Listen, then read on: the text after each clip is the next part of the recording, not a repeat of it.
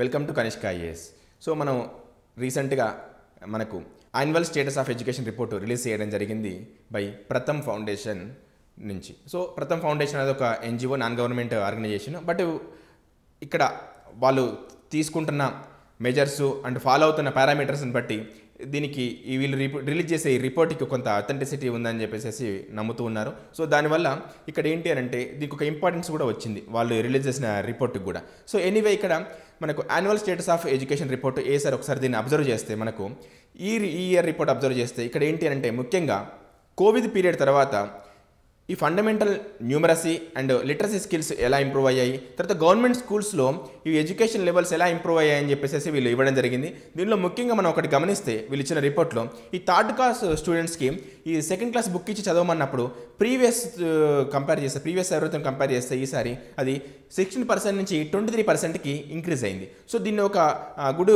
థింగ్గా వాళ్ళు చెప్పడం జరుగుతుంది. సో ముఖ్యంగా గవర్నమెంట్ స్కూల్స్లో ఈ కోవిడ్ తర్వాత కొంత ఇంప్రూవ్మెంట్ కనబడుతూ ఉంది అని చెప్పేసి చెప్పడం జరుగుతుంది. ఇంకోటి ఏంటంటే వీళ్ళు మేజర్గా 3 years నుంచి 16 ఏజ్ గ్రూప్ వాళ్ళని వీళ్ళు టార్గెట్ చేస్తూ ఉంటారు. వీళ్ళ ఫండమెంటల్స్ అండ్ న్యూమరసీ స్కిల్స్ ఎలా ఉన్నాయని చెప్పేసి వీళ్ళు మెజర్ చేస్తూ ఉంటారు. సో దీన్ని బట్టి మనకి ఏంటి అని అంటే ఎడ్యుకేషన్ లెవెల్స్ ఎలా ఉన్నాయి, టీచింగ్ విధానం ఎలా ఉంది, స్టూడెంట్స్కి అది అర్థమవుతుందా, వీళ్ళు ఏ విధంగా దాన్ని ఫాలో అవుతున్నారు, నిజంగా వాళ్ళ లెవెల్స్ ఎక్కడున్నాయి అని చెప్పేసి మనకు అర్థమవుతుంది.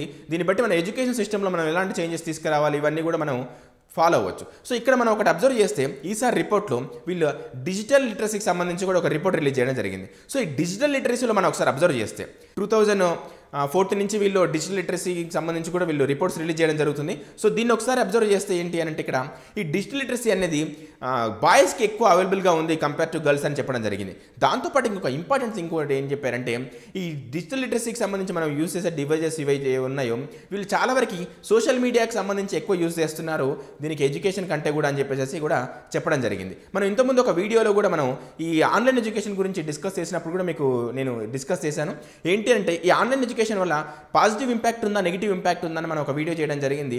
సో దాంట్లో కూడా ఈ ఏసర్ రిపోర్ట్ నేను హైలైట్ చేయడం జరిగింది. సో అసలు ఏసర్ రిపోర్టు మనం డైరెక్ట్ ఎగ్జామ్లో అడగొచ్చా అంటే కొన్నిసార్లు ఆబ్జెక్టివ్ ఎగ్జామ్లో కూడా మనకు అడిగే అవకాశం ఉంటుంది, ప్రిలిమ్స్ లెవెల్లో కూడా అడిగే అవకాశం ఉంటుంది. సో మెయిన్స్ వరకు వచ్చేసరికి మనకి ఏంటి అని అంటే ఇక్కడ దీన్ని యూజ్ చేసుకొని డేటాను యూజ్ చేసుకొని మనం ఎగ్జాంపుల్గా కోట్ చేస్తూ మనం ఆన్సర్ రాసుకోవడానికి యూజ్ అవుతూ ఉంటుంది. సో ఇది గవర్నమెంట్ రిపోర్ట్ కానప్పటికీను, ఇది ఒక ఎన్జిఓ రిపోర్ట్ అయినప్పటికీను దీనికి ఉన్న అథెంటిసిటీ, దీనికి ఉన్న ఏదైతే ఉందో క్రెడిబిలిటీ, దానికోసం మనకి ఏంటి అని అంటే దీన్ని చాలా వరకు చాలామంది ఫాలో అవుతున్నారు కాబట్టి మనం దీన్ని తీసుకొని ఎగ్జాంపుల్గా రాయడం వల్ల మనకు మంచి స్కోర్ వచ్చే అవకాశం అయితే డెఫినెట్గా ఉంటుంది.